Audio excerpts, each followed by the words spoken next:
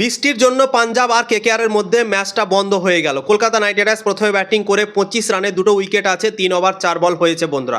আজকে Kolkata night Riders আমার মনে হয় সব থেকে বড় মিস্টেকটা করে ফেলেছে, টসে জিতে আজকে বোলিং না করে ব্যাটিং করে নিয়েছে।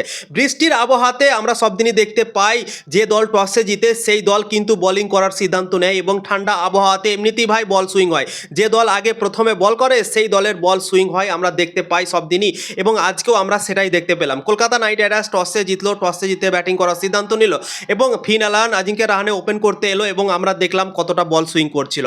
প্রথম ওভার রাজদীপ সিং করলো, তার বল অনেকটা সুইং হলো। দ্বিতীয় ওভার জেভিয়ার বাটলেট এলো এবং সেই ওভারে 2টো উইকেট নিল। ফিন অ্যালানকে আউট করলো, তারপর ক্যামেরন গ্রিনকেও আউট করে দিল বন্ধুরা। তো তোমরা ভাবতে পারো কত বড় একটা মিস্টেক কলকাতা নাইট রাইডার্স আজকে করলো। টসে জেতার পর আজকে বোলিং না করে আজকে ব্যাটিং করে নিল ভাই। যেদিন ব্যাটিং করা উচিত ছিল সেদিন করলো না। সানরাইজার্স হায়দ্রাবাদের বিপক্ষে সেদিন যদি ব্যাটিং করতো তাহলে ভালো হতো। সেদিন আবহাওয়াটা ভালো ছিল, সেদিন কোনো সমস্যা ছিল না, বৃষ্টির কোনো সম্ভাবনা ছিল না, তো সেদিন বোলিং করেছিল বন্ধুরা। এবং আজকে বোলিং করতে হতো তো আজকে ব্যাটিং করে নিল। এবং আজকে ব্যাটিং অর্ডারটাও ভাই কিভাবে নামালো, ফিন অ্যালান আজিঙ্কে রাহানে ওপেন করলো, সেটা তো ঠিক আছে, মানছি সুনীল নারায়ণ আজকে খেলছে না, কিন্তু 3 নম্বরে আঙ্কিরিশ রঘুবংশীকে না দিয়ে ক্যামেরন গ্রিনকে নামিয়ে দিল, এবং ক্যামেরন গ্রিন সুইংয়ের জালে ফেসে গেল, এবং মাত্র 2 বলে 4 রান করে সেও পাভিলিয়নে ফিরে গেল। ফিন অ্যালানের ওপর বড় আশা ছিল কি আজকে কারোয়া মারোওয়ালা ম্যাচ আছে কলকাতার, কিন্তু ফিন অ্যালান আজকে নিরাশ করে দিল। দেখছে বল সুইং হচ্ছে, তা সত্ত্বেও ফিন অ্যালান জোর মুস্তি মারার চেষ্টা করলো বন্ধুরা। যখনই বল সুইং হয় একটু দেখে খেলতে হয়, 2-3 ওভার দেখতে হয় কি কখন বলটা সুইং হচ্ছে কখন সুইং হচ্ছে না। 2 ওভার যদি দেখে নিত তাহলে কিন্তু সমস্যা হতো না, ফিন অ্যালান ভালো খেলতো। কিন্তু ফিন অ্যালান বল সুইং হওয়া সত্ত্বেও কিন্তু চেষ্টা করতে গেল, মারতে গেল, এবং মারতে গিয়ে এজ লেগে গেল, দিয়ে আউট হয়ে চলে গেল বন্ধুরা। তো সব থেকে বড় নিরাশ আমার মনে হয় কলকাতা নাইট রাইডার্স করেছে, টসে জেতার পর আজকে বোলিং করার সিদ্ধান্ত না করে আজকে ব্যাটিং করে নিয়েছে বন্ধুরা।